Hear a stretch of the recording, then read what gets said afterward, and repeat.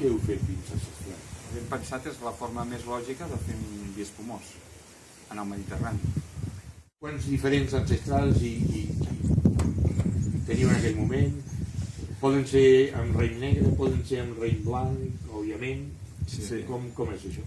Actualment tenim aquests dos, però ja sortirà ara un de nou al mercat, que és amb Mandó, aquesta varietat antiga recuperada, un rosat una mica més pujat de color. Veig que un té tap de suro i l'altre tap corona, no? Tap de... Bueno, aquí com que som dos elaboradors... Cada cul té preferències. Sí. A veure... No, jo volia que fos això, un refresc, no? I que fos una cosa molt fresca, molt fàcil de veure, inclús a vegades faig broma i dic amb això hem de substituir la cervesa i la Coca-Cola, no? Si té èxit l'ancestral, que com ell diu, doncs, penso que una regió mediterrània més aviat càlida, en què, ostres, que no has d'afegir res, que no tingué que afegir àcid tartàric, no tingué que afegir sucre a la segona fermentació, no tingué que afegir tot això, doncs crec que és un mètode ideal, no?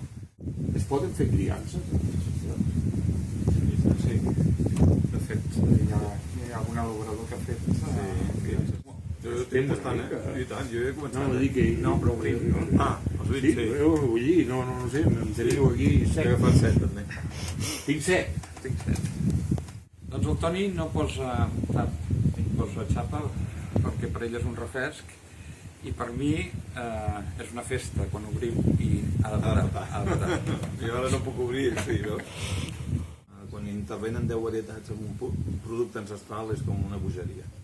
Quin consell li donarien a una gent que vindrà a un taller, sí, a aprendre a fer això com a aficionats? Per mi això és màgia, no? Perquè tu tens un raïm i en res fas que tinguis un espumós dintre la botella, només amb un raïm. I per mi això és màgic, no? Pel futur.